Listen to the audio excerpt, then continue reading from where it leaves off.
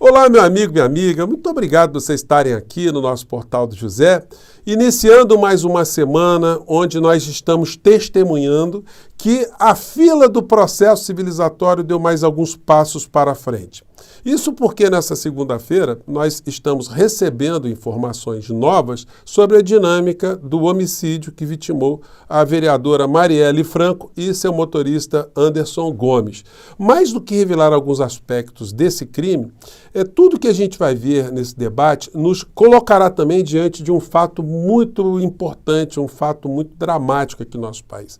Foi a disseminação de uma ideologia armamentista, uma ideologia de violência com as próprias mãos, uma ideologia de desprezo à atividade do Estado, na atividade policial, e cada vez mais o armamentismo da sociedade civil criando uma cultura de ódio, uma cultura de intolerância, uma cultura de temor, uma cultura de pânico. Bom, felizmente com a nossa participação política, participação eleitoral, nós conseguimos dar um freio nesse tipo de processo. E agora chegou a hora da gente começar a ver o Estado funcionando para revelar o que esteve por trás de tanta coisa ruim que aconteceu aqui no nosso país. Bom, vou conversar com vocês sobre alguns fatos novos, algumas perspectivas aqui, mas antes de mais nada, eu quero convidar você que está chegando agora no nosso portal e não nos conhecia, para que você se inscreva aqui conosco, você que é muito bem-vindo, muito bem-vinda. Conheça também os nossos outros vídeos. Se você gostar, compartilhe, recomende. São formas de você ajudar o nosso portal a ficar mais conhecido, chegar a mais pessoas como você, tá bom? E participe, se puder, das nossas atividades aqui. Todos os dias eu abro um chat para conversar ao vivo com vocês antes de entrarmos no ar. Normalmente entre 5 horas, 5 e meia, às vezes eu atraso um pouquinho, mas estou sempre aqui com vocês. E também mande seu comentário, porque aqui é sempre considerado, é sempre lido, e dê o seu joinha. Se puder também, se inscreva no nosso clube de membros, que é uma forma adicional de você participar, de você prestigiar aqui o nosso espaço, tá bom? Então, vamos seguir em frente. Gente, essa semana nós tivemos contato aí com muitas discussões envolvendo armas aqui no nosso país, né? Nós vimos o decreto do presidente Lula revogando, né, revertendo uma série de situações que tinham simplesmente disseminado armas aqui no nosso país de uma forma absolutamente dantesca. Gente, 23% das armas apreendidas nas mãos de bandidos nos últimos anos são armas que foram comercializadas para os colecionadores, né, e atiradores, caçadores. É um negócio impressionante, o cara ser caçador num município como São Paulo, ele caça o quê? Outro dia eu vi um colunista desse numa rádio dessa aí, numa TV dessa aí de extrema direita, o cara dizendo, não, tem que ter uma arma porque é uma arma com um impacto, né, suficiente para poder parar um animal com um porte superior a 200 quilos. Pô, mas isso é na cidade de São Paulo, na cidade de Rio de Janeiro, na cidade de Curitiba, de Belo Horizonte. Então, é uma coisa totalmente incongruente, né, na cabeça dessas pessoas. Por acaso tem ursos, tem mamutes, elefantes, rinocerontes nessas cidades para serem abatidos. Né? É um negócio, enfim, que nos dá conta de como nós ficamos contaminados e envenenados aqui no nosso país. Bom, isso posto, nós temos hoje um fato concreto.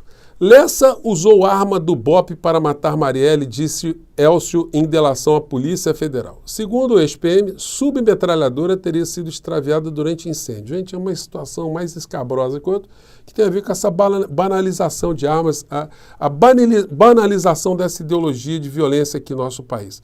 O ministro Flávio Dino deu uma entrevista há pouco aqui na CNN.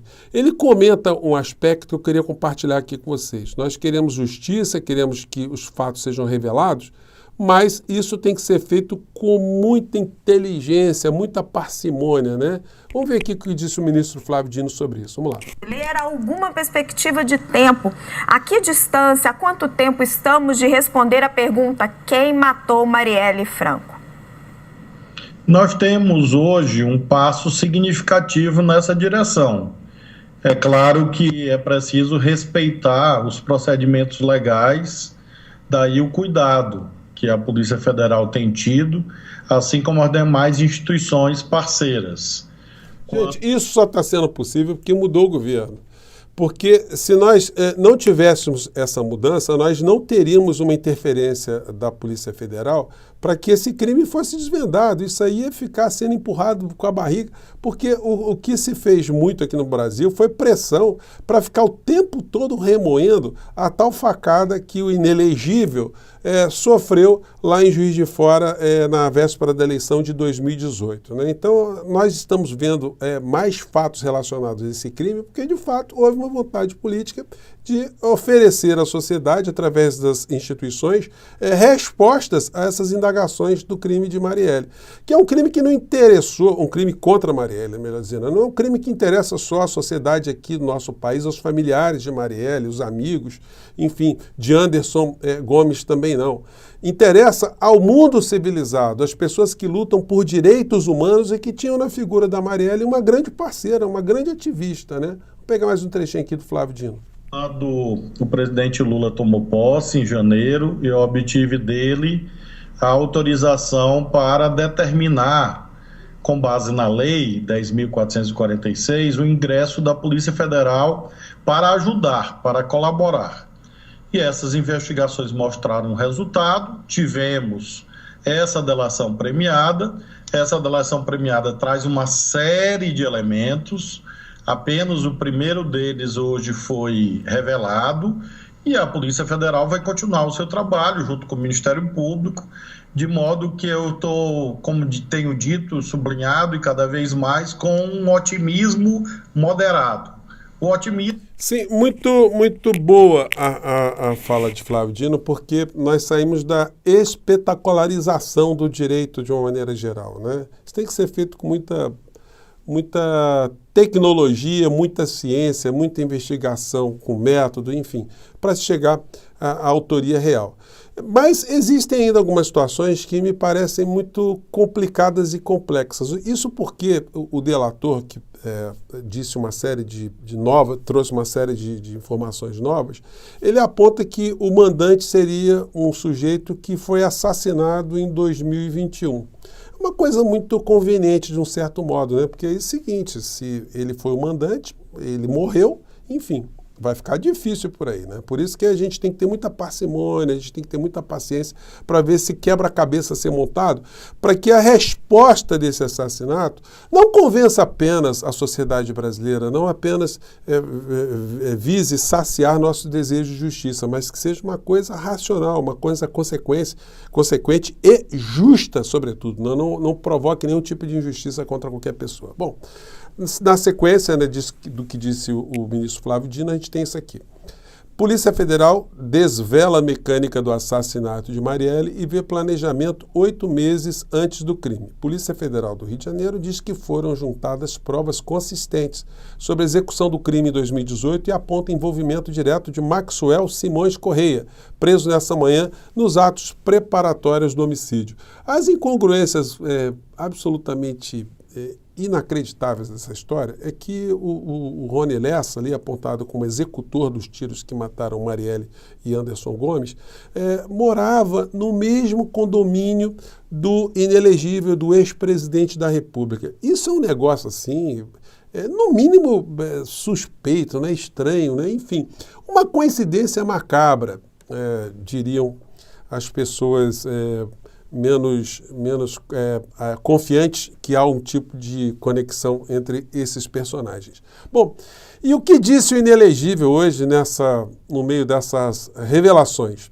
Ele simplesmente publicou nas suas redes, né, o seguinte: entregue sua arma, os vagabundos agradecem, diz Bolsonaro. Ex-presidente publicou foto em seu perfil no Twitter 3 dias após o governo Lula limitar o acesso a armas, né, de fogo. E aí ele publicou uma fotografia aqui antiga, né, sobre esse assunto aí, o que mostra nas mãos de quem o Brasil esteve.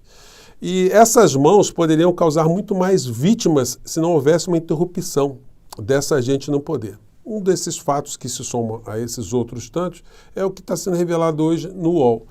Dá para começar uma guerra. Os pedidos por armas no QG bolsonarista do Distrito Federal. Gente, aquele criminoso George Washington, que já está condenado, ele levou para Brasília um arsenal gigantesco que ele sozinho não daria conta de operar com essas armas todas, né? Então, por que ele estava com tantas armas assim, né? Bom, a Polícia Federal revelou hoje mais um aspecto. Várias pessoas estavam se conectando com ele, as gravações ali, as interceptações das conversas foram feitas, né? E se descobriu que pessoas estavam encomendando com ele também armas às vésperas da posse do presidente Lula. O que demonstra que esse sujeito viajou com essas armas para oferecer essas armas para outras pessoas também, que certamente vão ser alcançadas agora e vão ter contas a prestar com a justiça também. As pessoas estão ficando bastante encalacradas. E como a gente tem gente que está muito adoecida da alma aqui no nosso país, nós tivemos a eleição de uma pessoa que é uma representante, né, desse adoecimento da alma, do espírito, que é a deputada lá, Júlia Zanata, de Santa Catarina, que eu mostrei aqui para vocês.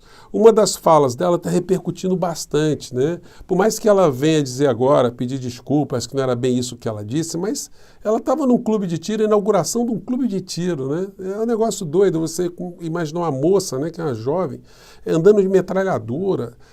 Isso faz parte assim do convívio social de algum ser humano numa sociedade civilizada. Alguém vai a uma festa carregando uma metralhadora, um batizado, vai a um campo de futebol. O que é isso, a pessoa morando numa cidade? Será que ela quer abater mamute também? Quer abater rinoceronte? Enfim, urso, né? Enfim, lobisomem, saci pererê. O que é? É uma coisa muito louca, né? E aí ela se saiu com essa frase aqui, né? Que também está reverberando negativamente para ela, né? Pelo menos em relação às pessoas civilizadas aqui em nosso país. Vamos relembrar aqui, se você não assistiu o nosso vídeo de mais cedo. Vamos lá. Esse clube incomoda, sim, quem está tentando barrar os nossos direitos. Por isso, a gente vai continuar mais unidos e mais firmes do que nunca na defesa da nossa liberdade. Porque eles sabem que todo poder emana do cano de uma arma. Muito obrigada. Gente, é uma pessoa doente, né? É a bonitinha doente, né, da cabeça. Uma pessoa que fala esse tipo de coisa, né, que todo poder emana do cano de uma arma, né, é uma frase doente que só pode ser dita por uma pessoa idem. E quando a gente escuta isso, a gente pode ficar triste por um lado, né, mas a gente tem que ficar muito feliz por outro. Porque nós ajudamos a derrotar essas criaturas. Algumas estão no parlamento, algumas estão falando essas bobagens, mas na medida que o processo civilizatório vai caminhando, que muitas pessoas também são arremessadas para o lixo da história, mais a paz vai reinando, mais a nossa saúde mental vai sendo preservada, mais a convivência social aqui no nosso país vai sendo restabelecida. É por isso que eu estou aqui e é por isso que é tão bacana estar com tantas pessoas como vocês aqui no nosso portal. Tá bom, gente? Então, tenha uma ótima semana sem armas, com muita gente sendo responsabilizada aí, porque a fila está andando, tá bom? Um grande abraço, até o nosso próximo encontro. Tchau!